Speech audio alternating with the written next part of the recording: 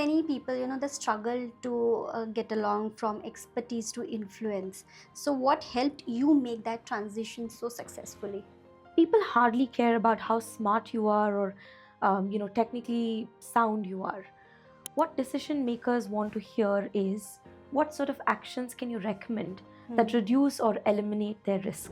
You were closely associated with it, spearheading and authoring Karnataka State Action Plan on AMR. So what was the hardest challenge technically and politically which you have faced?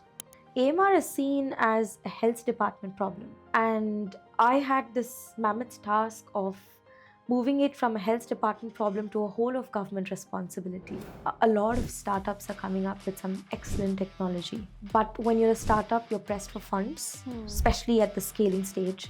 Even if you did get the funds for scaling, the question then becomes, do you actually have users? Do you have consumers? See, unless I know what the success looks like, I don't know how to get there. I can't just be shooting arrows in the dark.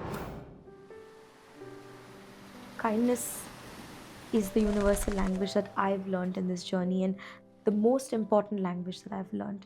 You really don't know what the other person is feeling or what they've gone through, or just be kind. It's a currency that works everywhere, and it's a language that everybody understands. I feel like there are more women who can contribute.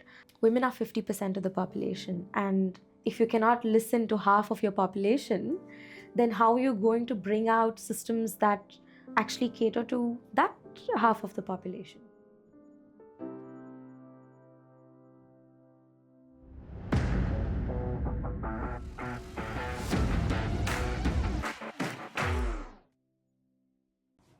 So today's conversation sits at the intersection of science, policy, and power. Our today's guest just not talks about only making impact, but she designs it and delivers it. So Dr. Sweta Raghavan is a scientist by training, a policy strategist by practice, and a system builder for conviction. From advising governments on antimicrobial resistance and public health preparedness to shaping innovation strategy across India and South Asia for the Royal Society of Chemistry. Her work has quietly influenced decisions that affects millions of lives. So this episode is not just about motivation, it's about how change actually happens. So welcome Shweta, welcome to the podcast, and we are like uh, it was very difficult to chase you and finally we got you here. So how have you began your journey as a scientist and move into policy and governance? At what point did you realize that science alone is not just enough to make the impact? First of all, thank you, Kadambri, for having me here, and to Pharma now for this excellent opportunity to talk about my work, which I rarely get to do. And I must say thank you for your patience and waiting to get us into this studio. I've always been, drenched in work, usually lab. So every time you've called me, I was in some remote district somewhere trying to collect evidence. So thank you so much for that once again. Um, yes. Well, see, very early on in my career, I realized that science doesn't automatically get translated into action. It's not something you can take for granted. I've seen some excellent data. I've produced some very good, credible data as a wet lab scientist and later on as a dry lab scientist. But it just laments in journals. And the evidence from those journals hardly enter the room where decisions are being made. And that at some level is both disappointing and frustrating, especially when you're creating that piece of evidence. So I decided to, shape my career in a space where I bridge this gap of, bringing evidence from labs all the way into decision-making rooms. So that is how I shaped myself. And one of the things I recognized quite early on in this career journey was that if you want to make lasting impact, you need to translate science into systems such as laws, budgets, workflows, accountability mechanisms. And unless you have something like that, it's very hard to see where the science goes. So, to put it in a nutshell, science, in the context of driving impact, is like a compass. But the real engine that drives it is governance. So, unless we marry the two, we can't get anywhere with the science we create. But many people, they struggle to get along from expertise to influence. So, what helped you make that transition so successfully? Well, in my opinion, a lot of influencers try to convince people. I've never really subscribed to that approach. My modus operandi has always been about um, enabling people. Hmm. See, when you're in a decision making space, people hardly care about how smart you are or technically sound you are. What decision makers want to hear is what sort of actions can you recommend that Hmm. reduce or eliminate their risk, Hmm. because they're constantly accountable to the public. Yes. So, when you want to be a good influencer, you need to create what I like to call, decision ready evidence. It's not about having exhaustive data or complex theories, it's about having clarity in actions. Hmm. Actionable evidence is another way of putting it. So when you have that, automatically it sort of resonates with the decision maker. Their risk is reduced. They're able to solve a certain problem, so they will take it up, because at the end of the day, all of us want to fix problems. It's not it's not about complacence or hesitancy. Hmm. It's about having access to the right evidence at the right time, in the right implementable avatar of it. Hmm. So I always frame evidence in a way where it answers three questions. One is this implementable within existing systems? Second is, who is accountable if it's being implemented? Hmm. And third is, if we do nothing, what What happens? happens? And if you're able to bring answers to these to the table quite early on, people will be able to grasp its relevance and importance. And that is where an influencer's job comes into place, to be able to present it in a way, manner, in a language that breaks down all of the scientific jargon and Hmm. makes it easy for people to see its importance. Hmm. Great. Is there any story or example which you would like to share where clarity was not there, but then you made some decisions were made where you got the clarity and everything, and then few policies were made, or some kind of like story such which you would like to share? I'll give you the most recent example. So I've been working on uh, drafting the AMR state action policy for Karnataka, Yes. and you know we were already 6 years too late in beginning the work, Hmm. for whatever reasons. And then when we begun, I needed commitment from the leadership. And instead of walking into the room and saying, these are the resistance patterns, and this is how the trends are, and this is how many resistant bugs there are, the evidence I presented was more on lines of, this is what hospital mortality is like today, and this is what it will look like tomorrow. This is the budget escalation we will face if we Hmm. don't Hmm. fix this problem today. And sort of the system fragility and the collapse or the burden that will mount on the existing public health infrastructure. So what that does is to bring a perspective to the leadership so that they can give you a commitment. Because see, any policy, um, it's never, there's no such thing as a perfect evidence, and waiting for the perfect evidence to come along is the most expensive cost associated with making a policy. You don't. You just need something that is timely, is able to win people's trust, and is able to communicate to them why it is needed at that point in time.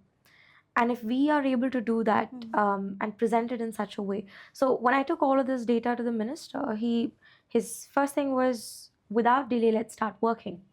And then the next question is, why haven't people already done it? Or if Hmm. people have already done it, has it been successful, or why not? And again, when all the officers and I, we sat in the room, we decided that instead of just having a literature driven document, let's actually go into the field. dedicate time and talk to the stakeholders whose lives will actually be impacted. So when you talk about AMR, a lot of people will first suggest, oh, let's curb the sale of antimicrobials. So people are constantly looking at excessive use of antimicrobials. Very rarely people look at the access issue. And in fact, we were the first, government that actually took up the access issue very seriously. It's as important as it is to cut down on the use of antimicrobials, it's equally essential that you have access to the right antimicrobial at the right time. Because if you don't have access to it, you will use an antimicrobial that's not tailored to your infection, Yes. which again is misuse. And that again leads to development of resistance. Similarly, when you don't get the right antibiotic dosage at the right time when you actually need it, you can just compound the infection. There could be co-infections, and the patient gets into a much worse situation.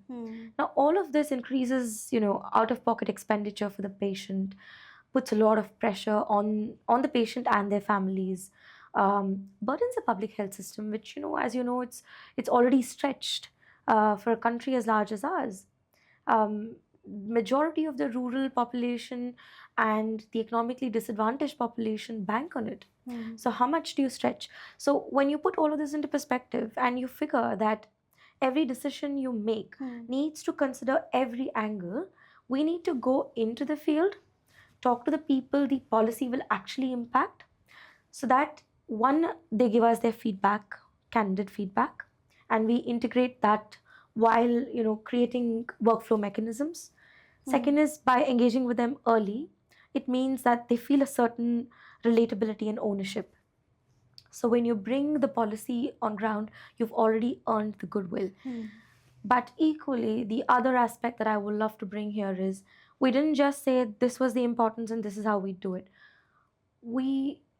I ensured that the policy that we make, whichever aspect of it, at all levels is accountability, because accountability is not some vague ideology. Yes. It's actually an infrastructure that tells you who should do what, when, where, and that makes policy more implementable. There's the accountability along with transparency, because the best regulator, in my opinion, is transparency. Because when you're transparent, the progress or the lack of it becomes very evident, and people can question you and get the work done. And then the last bit is about being measurable. If you're not measurable, you're never going to be enforceable.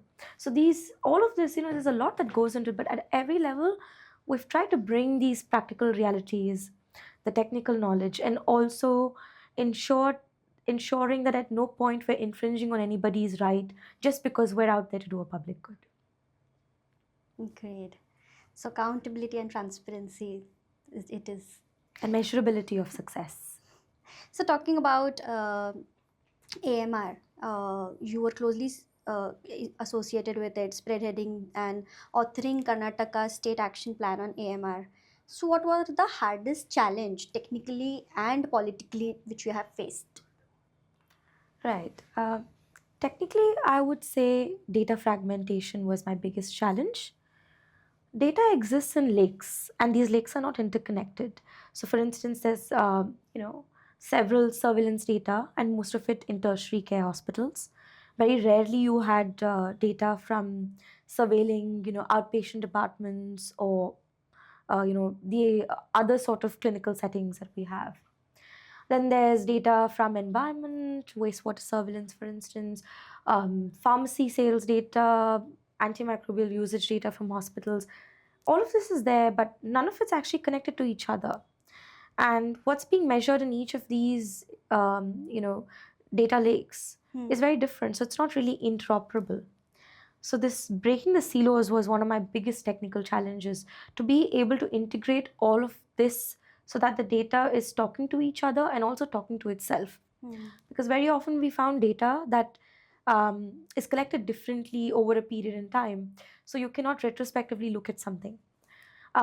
So in the state action plan for Karnataka, one of the key things I've introduced is a single digital infrastructure called SWARM. SWARM stands for Single Window for Antimicrobials Monitoring. So here we're tracking the life cycle of antimicrobials from the stage of its manufacturing, procurement, distribution, sale, use, and also non-use, whether that's discarding or disposal or return of the antimicrobials. So how is it actually moving through the system? And in this movement, we're looking at environmental surveillance, we're looking at hospital surveillance data, we're looking at usage, sale, disposal. All that data comes together, and when they sit together, it becomes easier for us to tailor how we enforce our laws and regulations around AMR. It informs us how better to train and raise awareness among the different stakeholders, how to even procure, antimicrobials diagnostics going forward, to bring in the right resources to the clinicians so that they're able to make decisions better. So that's one challenge. Politically, I would say that the biggest issue was AMR is seen as a health department problem. And I had this mammoth task of moving it from a health department problem to a whole of government responsibility. Because AMR doesn't just stop at clinics and hospitals. Antimicrobials are used in farms. They get used in several food processing industries. And then there's effluents coming in to the environment from industries and packaging sites. So you have multiple ministries that have to be involved: environment, forest, agriculture, animal husbandry, education, urban governance, rural development. So integrating all of these people required building trust, to be persistent and show them that collaborating actually reduces bureaucratic burden rather than increasing them. So I would say those are the two main challenges, which I feel like we've overcome most of it, and we're in a better place than when we started off. Great. So, like you have advised governments on complex public health challenges also. So, how do decisions actually get made when evidence, politics, and urgency collide? Policies never usually, at least in India, they don't usually get made under ideal conditions. There's always political scrutiny, budgetary constraints, resource constraints, time pressure, and very often we don't find the right kind of evidence to feed in the decisions. And this is very characteristic.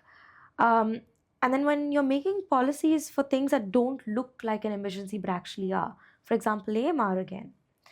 AMR is not something that you can visualize today. And making the invisible visible, so having the right kind of data, that's a very complex sort of a mixture. And the way we navigate that is to contextualize whatever is available as evidence. See, when you bring in a piece of evidence, like I've already explained to you, it needs to be clear. A lot of evidence is very theoretic and abstract. It's trying to solve a futuristic problem that policymakers don't always understand. Yes. You need to contextualize it and show people where it sits, how it needs to be done, how what's done is measurable. So this collision can be sort of undone if and when we're all talking the same language. And I don't mean Hindi English. I mean, are we having a common problem? So when people are sitting, whether it's bureaucrats, technocrats, political leadership, what binds good decisions, in my experience, is commitment at the topmost level, the willpower to change status quo, and the sort of persistence to understand that things are not going to change overnight. And when you're ready to jump in with this kind of a mindset, that's where the real magic of impact happens. You start seeing that every player is contributing their bit, and what first seemed like an abstract and an aspirational plan starts falling into place. And once that's come into place, then it's just an easier route for you to follow. Okay. So, from your experience, what separates policies that stay on paper and that truly gets implemented? What policy gets into paper? I think I've kind of touched upon this answer already. Three things: accountability slash ownership. The two things go side by side. Unless someone owns it and feels like they're responsible to implement it, it's going nowhere. Second is transparency. Like I said, transparency is the most powerful regulator that we have, especially for democratic systems like ours. If we can view how something's progressing, we will know that it's actually doing the job that it's required to do. And then the third is measurable impacts. I've again touched upon this. See, unless I know what the success looks like, I don't know how to get there. I can't just be shooting arrows in the dark. I need to know that this is where I will be in 6 months, in a year, because that it need not be rigid, but that gives me the ability to understand here is where I was, this is how much progress I made, or if I didn't make the progress, this is where my bottlenecks are. So that allows constant movement towards your destination. And the best policies are the ones that have the right ownership, that have success metrics embedded right in the beginning rather than as having them, moved into place as ad hocs, and is very transparent. Public scrutiny is a must when you want something implemented. And those are the policies that we actually see today, up and running and kicking in, dancing its way through into our lives. And also the language you said about, like, if we are talking the same language, we are facing the same common challenge. Yes. So AMR is often called a silent pandemic. Why does it still struggle to get boardroom level urgency? Talking about the industry. Well, let's begin by understanding how AMR actually works. So, unlike a COVID pandemic or any other epidemics that we've faced in the recent times, AMR will not explode in your face one day. It's something that slowly, erodes the system. AMR actually has a lag effect. If you misuse something today, it becomes tomorrow's treatment failure. So you're not seeing the impact in real time as you misuse. So what we did yesterday is impacting us today.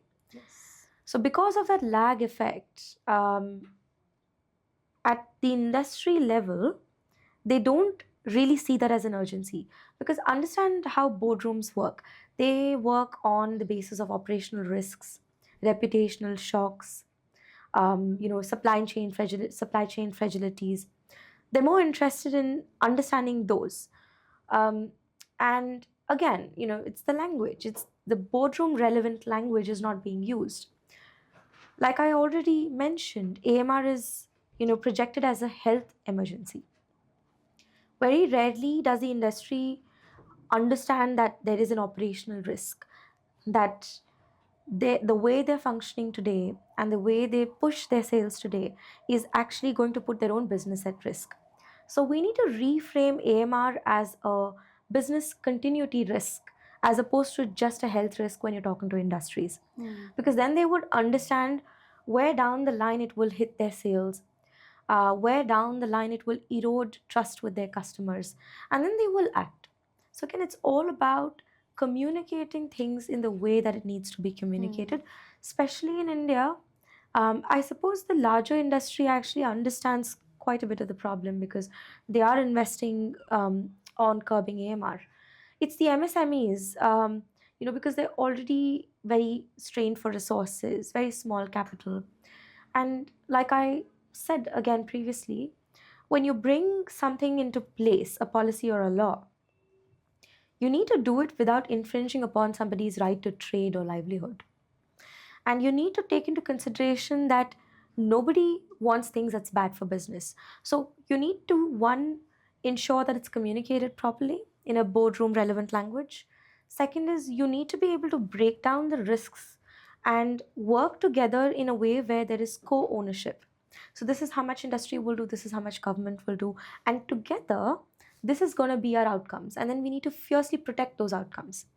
I'm not saying be rigid, but say this is how much. So we will reduce, you know, sales of last resort antimicrobials by 20%. Be very fierce about protecting that goal. Or, government and industry come together to say that let's, devise guidelines and frameworks in a way where incentives are driven away and no longer linked to volume driven sales.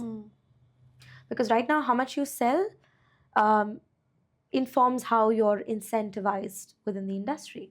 So if you can decouple that. So these are very simple things that we can do, and you need to build that trust and have that communication level and that ease of, being able to invest in each other's goals to achieve it, and then it's achievable. Okay, and I think a lot of experience says all this. But Shweta, how did your initial career days look like? Like when you said, like now we are sitting in a very well-managed studio setup, but you are always exposed to newsroom and everything. So, like, did you imagine yourself like this during your childhood or so? Were you wanted to come like this? Did you picture yourself here? Um, well, interesting question. I don't think I've ever really had one particular dream. Growing up, my parents always said one thing to us, my sister and I. It's that become good citizens. They never said become a doctor or a lawyer or a technocrat or whatever. They said please be good, responsible citizens, and that is what we can give back to our country and to the globe as large, because it's a shrinking world and everybody is interconnected. I think that was the ultimate goal, right? Whatever we do, be responsible and do it in a manner where you're not looking for gratification, you're looking for satisfaction in how you've spent your time, energy, efforts, and knowledge. Perhaps because of this mindset, I've always been drawn towards the development sector. I've never really, I've been somebody who's a very happy go lucky, free flow sort of a person. I never really planned saying this is what I will study in. I chose what I chose because I got good grades in science. Once I came into science, it felt like a natural transition to do wet lab research because of the curiosity level I had, the perseverance to, try and troubleshoot problems. So I became a natural fit for wet lab science. That's how I earned my PhD. And then post that, I kind of felt, okay, so how do I give back? And like I said, I saw a lot of good evidence being created, but it's not actually being implemented as action. And I could see nobody filling that gap. And I said, why don't I try something different? So this world was very new because, from being in a small closed laboratory where you're working with human cell lines, you're now working with actual human beings. Comes with its own set of complexities and variables, and people have their aspirations, there's ground realities. Then there's these added complexities of law and socio-economic factors. So there's a lot going on. It's the society is like a living lab. So I came in here with the mindset and the training of a scientist. And I think that turned into my advantage, in the sense that I was still applying the same academic rigor, the same kind of neutral mindset while examining data and trying to build recommendations. And that helped me be inclusive, be fair, and be holistic about my approach to policy making. And then everything else comes with the turf, whether it's exposure to government, politics, newsrooms, industry. It's been a variety of stakeholders that I've mingled with. I don't think anything surprises me, but equally, it's something I've learned to just take it as it comes. It goes with the turf. You're sometimes all over the place. Sometimes you're working in isolation, but it requires a bit of both, for us to be able to achieve what we need to achieve, especially in a very large and complex country like ours, where there's so many cultural, socioeconomic factors coming into play. So yeah, it's been a very rewarding career journey. If you ask me where I would be in 5 years, I don't think I'll have an answer for you. Like I said, it's at every point it's about, can I be impactful? And when I say can I be impactful, I mean, can I build systems that will outlast me? It's about, Also, maybe I'm being a little ambitious here, but nonetheless, the last time we had a mind blowing scientist who came into society was, I don't know, what, 1.5, 2 decades ago? Where are the MS Swaminathans of today? Where are the Korean Vergheses of today? What's happening? Where's the next Vikram Sarabhai? Um, I don't know. And if I can somehow, obviously, these are very large shoes to fit, but if I can somehow support more scientists to get into those shoes, and if I myself am able to achieve, a fraction of what these individuals have achieved, I think that there's no more a gratifying life than that. So you being the subject matter expert, but still working with government and working in such a critical area, which is like policy making, and so after all, you still being a woman. So what was it challenging being a woman rather than subject matter expert? Okay. That's a very loaded question, if I may say so. Uh, Very often, when the discrimination as it happens, I've not really understood that there was some kind of a bias or a discrimination seeping in. It's happened, and it's not happened all the time. But yes, there have been instances where your opinion has not mattered because you're a woman and you're also fairly young. People expect, an aged person or an elderly person to be giving you that kind of advice. There are several stereotypes associated with what a policymaker should look like, what a influencer should look like, or what a technocrat or a scientist should look like. And I think one of the advantages I had was how, um, I would say, oblivious I was to all of this. And then somebody would say, but oh, that happened. And I'm like, oh, right, it did happen. So I'm thinking in hindsight, and I don't let it go just there, because I feel like there are more women who can contribute. Women are 50% of the population, and if you cannot listen to half of your population, then how are you going to bring out systems that actually cater to that half of the population? So I try and fix, and it's never, to be honest, it's never really very explicit. There are some instances, but luckily it's not happened to me. But usually it's very unconscious. And then when you reason with people, and rather than confronting them, if you can very subtly kind of guide them towards, showing them where things can get better. So there often you have people who will speak over you, who will shoot your ideas down. The idea is to actually be patient and then ask to speak, but not giving up your rights at the same time. I'm not saying be meek, but let them. I mean, how much can a person speak over you? After a certain point, they will have to keep quiet, and then you raise your voice, and then you ask to be heard. And I'm very conscious, especially in the meetings that I have. I try and ensure that the stakeholders who gather are all given the same airtime. The values are, irrespective of the gravitas of what ideas they bring, the values are equally, heard and understood.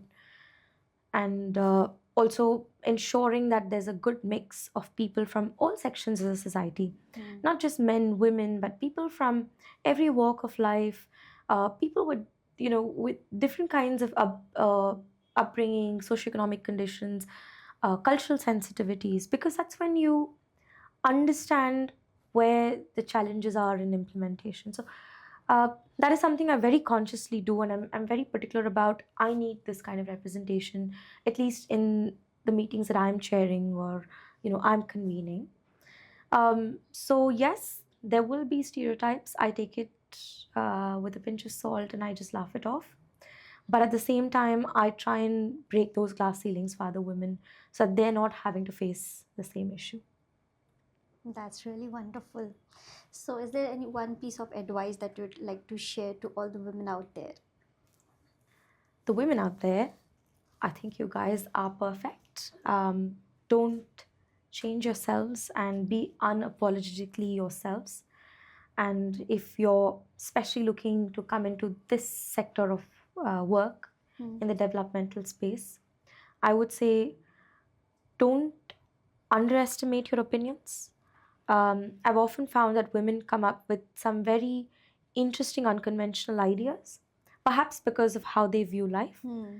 Don't suppress it, voice it. Doesn't matter how silly it might sound to you initially, but it does help decision making. Second is, and this is not just for women, but just generally, if you plan to come into the development sector, I would say don't come with the mindset of seeking instant gratification.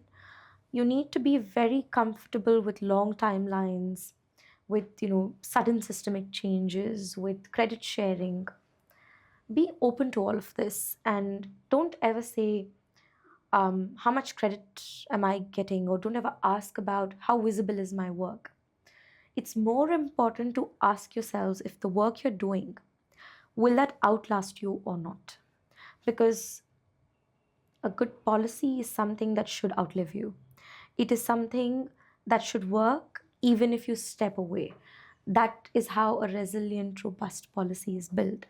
And to be able to come into that mindset and say that I'm here to create a real impact is something I believe women naturally have in them.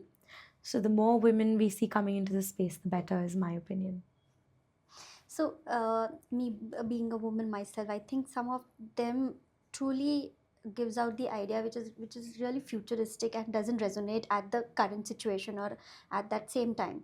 But again, same ideas are picked up after few months or few years or so. So I don't know, is it me or is it with every other lady out there? I think it happens to men as well.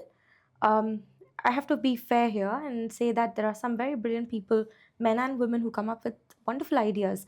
But like I said, the way they're communicating it is slightly misaligned. Um, it's very hard to think so futuristically when you're not deeply involved in a piece of work.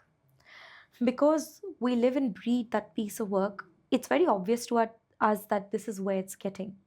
But for someone who's standing from the outside as a mere spectator, they cannot construct that vision unless you show it to them.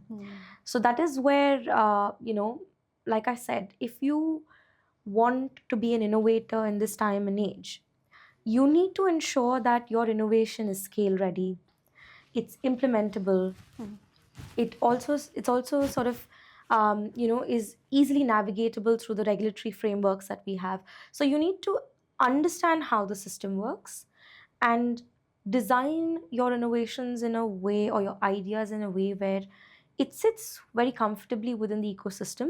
So when you show people, and this is not to take away from the fact that you can't create new ecosystems, but nonetheless you have to play within a certain constraint, and that is the practicality of life.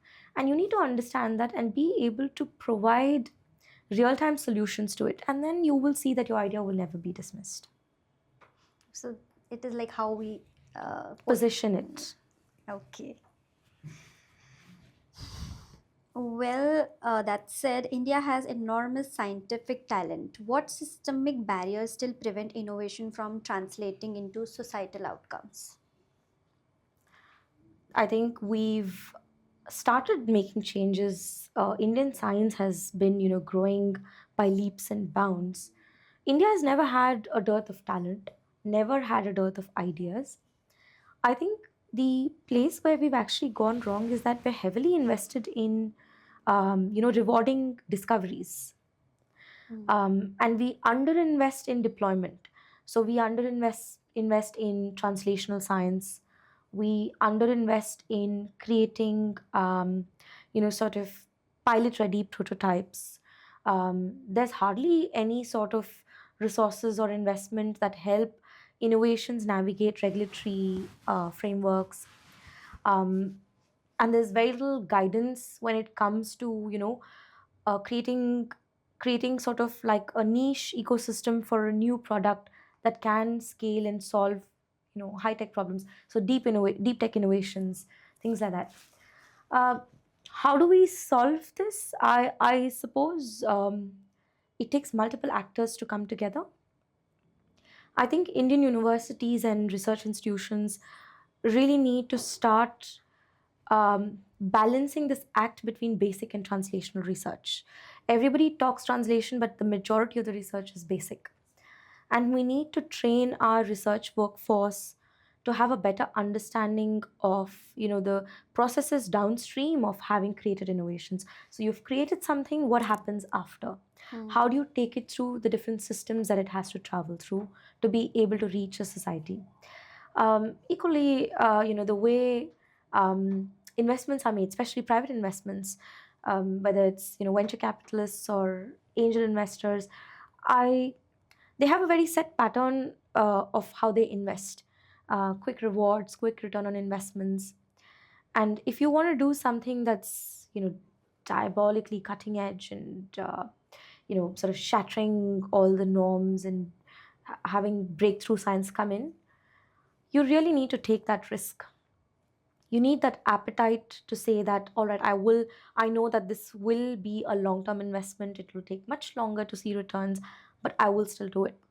And somewhere I think government can come into play and sort of work together with the investing ecosystem. So for instance, again, if I have to take the example of, say, AMR, a lot of startups are coming up with some excellent technology.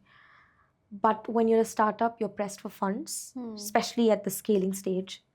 And even if you did get the funds for scaling, the question then becomes, do you actually have users? Do you have consumers? So one of the ideas that I've been trying to push in the recent times is government becomes the procurer. At least in the context of AMR, this might work. Government becomes the procurer, so we know that there's guaranteed business for the startup, which basically de-risks a lot of the challenges that investors face. So that way you've got the investors coming in, the startups are well funded, and then the public health system picks it up. And that raises the bar. I mean, if the public health system picks something up, I don't think private players would want to be left behind. So that creates a very sustainable financial model. That's definitely something we wish to try and experiment in Karnataka. So hopefully going forward, you will see if that particular idea worked or not. Great. Looking forward to it.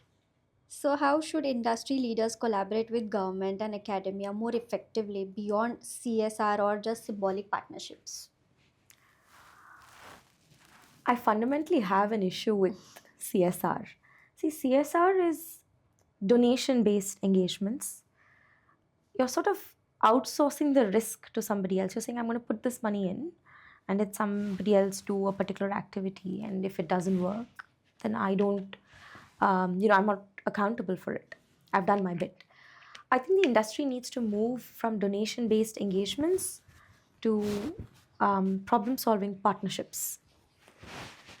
It's no longer about pumping in money to fix a small issue. It's about looking at the larger system and saying, here is where we have a problem, and we will come in not just as funding partners, but beyond it. Because, see, all said and done, industry doesn't just bring money and technology, it also brings a certain execution discipline, which most other systems can't cope up with. So, if industry brings these three elements in, government, of course, adds legitimacy and reach, and in academia brings in the credibility. So, it's a beautiful mixture where nobody's actually in conflict with the other. We're all, sort of complementing each other's deliverables on that particular project.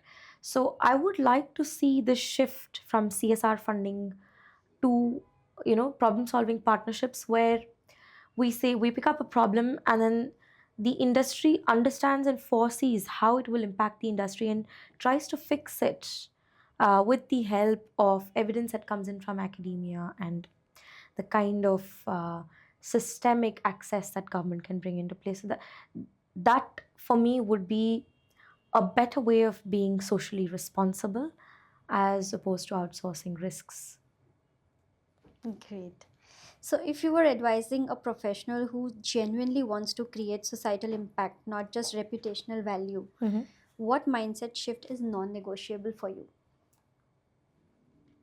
The fact that you stop thinking about what have I done or what rewards have I received, and shift to a mindset of what have I created? how many lives is it impacting? And can I make the system so robust that it will actually outlive me? That is what you need. Very often, people are very uncomfortable with not being visible, with not being credited for the piece of work that they've done.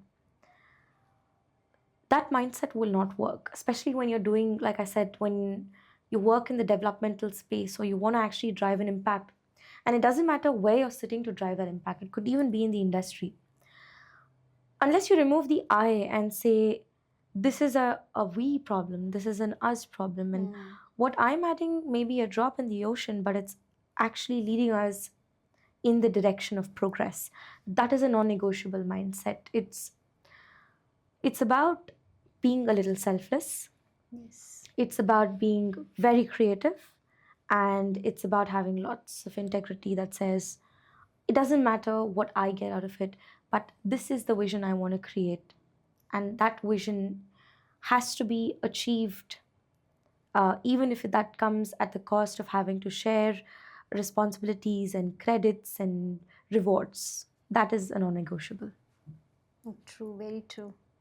So, wearing multiple hats and working in such area, what is that one thing which helps you unwind yourself? Well, there's multiple things that help me unwind myself. So because I'm wearing multiple hats, when I'm doing one piece of work, it's, you know, focus on just that. I don't multitask. There is a lot of myth about women can multitask. Well, I certainly am not that kind of a person. So it's, that piece of work, full 100% of my concentration on that. And then when it comes to unwinding, I think there's a lot of things. I feel like life is too short and there's so much left to be done.